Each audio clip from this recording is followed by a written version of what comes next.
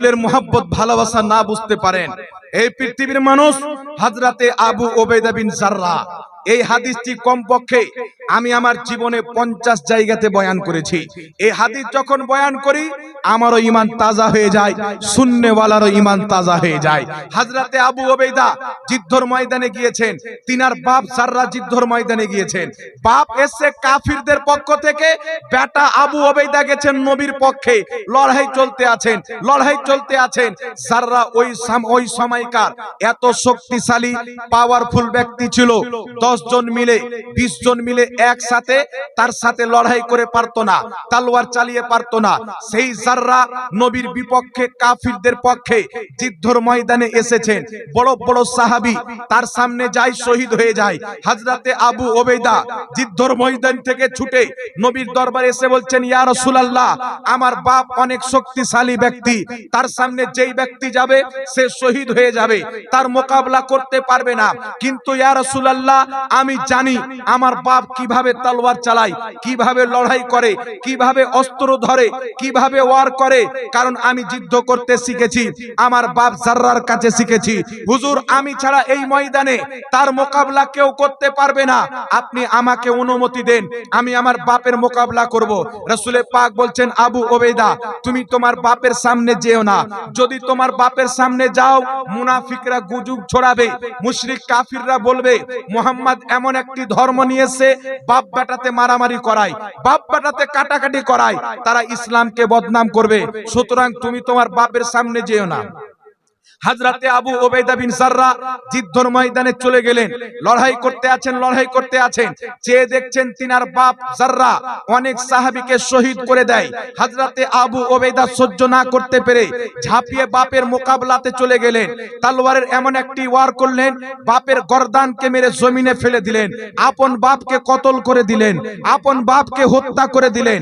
হত্যা করার পর নিজের ঘুটনাকে জমিনে ফেলে চিৎকার মেরে কান্না করতেছেন। সাহাবী এসে বলছেন, আবু উবাইদা, বাপকে হত্যা করেছো তাই কান্না করতেছো? হযরতে আবু উবাইদা বলছেন, না, বাপকে হত্যা করেছি আমি তাই কান্না করি না, রাসূল নিষেধ করেছিলেন, আমি নবীর কথা রাখতে পারিনি তাই কান্না করতেছি। যদি নবী নারাজ হয়ে যায় খোদা নারাজ হয়ে যাবে, রাসূল যদি নারাজ হয়ে যায় খোদা নারাজ হয়ে যাবে। সাহাবী বলছেন, আবু উবাইদা, চলো নবীর দরবারে যাই, প্রত্যেক সমস্যার সমাধান আল্লাহর নবীর দরবারে পাওয়া যায়। হযরতে আবু উবাইদা মাথার পাগড়িকে খুলে গলাতে ঝুলিয়ে মুজরিম সেজে নবীর দরবারে উপস্থিত হলেন। ইয়া রাসূলুল্লাহ, ইয়া হাবিবাল্লাহ, আপনি আমার বাপের সামনে যেতে নিষেধ করেছিলেন, কিন্তু যদি আমি না যেতাম আমার বাপ বড় বড় সাহাবীকে হত্যা করে দিত। ইয়া রাসূলুল্লাহ, আমি ছাড়া তার মোকাবেলা কেউ করতে পারতো না, আমি সহ্য না করতে পেরে আমার বাপের মোকাবেলাতে গিয়ে তার গর্দানকে উড়িয়ে দিয়েছি, তাকে মেরে জমিনে ফেলে দিয়েছি। হুজুর, আপনি নারাজ তো হয়ে যাননি? হুজুর, আপনি কষ্ট তো পাননি? আল্লাহর নবীর চোখ দিয়ে পানি বেরিয়ে গেল। রাসূল পাক বলছেন, আবু উবাইদা, আমি এই জন্য নিষেধ করেছিলাম যেন মুনাফিক গুজব না ছড়াতে পারে, মুশরিক ইসলামকে বদনাম না করতে পারে, কিন্তু তুমি খোদার মুহাব্বতে, আমি নবীর মুহাব্বতে তোমার বাপকে রাসূলের দুশমন মনে করে হত্যা করেছো। শোনো আবু উবাইদা, তুমি মুহাম্মদকেও রাজি করেছো, মুহাম্মাদের খোদাকেও রাজি করেছো। তোমার প্রতি আমি নবীও রাজি, আমার খোদাও রাজি। হযরতে আবু উবাইদা যখন এই কথা শুনলেন, গলা থেকে পাগড়িটাকে নিয়ে এইভাবে ঝুলাতে আরম্ভ করলেন। আল্লাহু আকবার, আল্লাহু আকবার বলতে বলতে আনন্দিত হয়ে নবীর সামনে যেতে লাগলেন। আল্লাহর নবী, বিভিন্ন সাহাবায়ে কেরাম দাঁড়িয়ে আছেন। রাসূল পাক বলছেন, সাহাবী, জান্নাতি যদি দেখতে চাও আবু উবাইদাকে দেখো, সে আমার মহব্বতে আপন বাপকে হত্যা করেছে, আল্লাহ জাহান্নামের আগুন তার উপরে হারাম করে দিয়েছে। আর একটু জোরে হবে না সুবহানাল্লাহ? এটা হলো রাসূলের মহব্বত।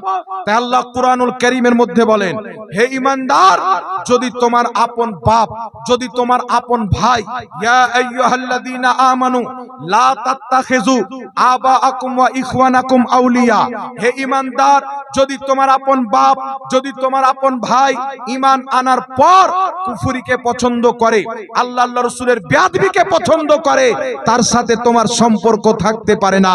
পৃথিবীর মানুষ কেমন আশিকে রাসূল হতে হবে? সাহাবার মতো হতে হবে, আহলে বাইতের মতো হতে হবে, আবু ওবাইদার মতো হতে হবে, যারা নবীর মহব্বতে বাপকে ছাড় দেয়নি, মামুকে ছাড় দেয়নি, ভাইকে ছাড় দেয়নি। যেই হানজালা নবীর মহব্বতে বেশের রাত্রি ত্যাগ করে গর্দান কাটিয়ে শহীদ হয়েছে, তার মতো আশিকে রাসূল হতে হবে, বিলালের মতো আশিকে রাসূল হতে হবে। যদি কোনো ব্যক্তি আপন বাপ যদি গুস্তাখে রাসূল হয়ে যায়, বাপকে তালাক দিয়ে দিতে হবে। এটাই হচ্ছে মুস্তাফার পেগাম, কোরআনের পেগাম, হাদিসের পেগাম।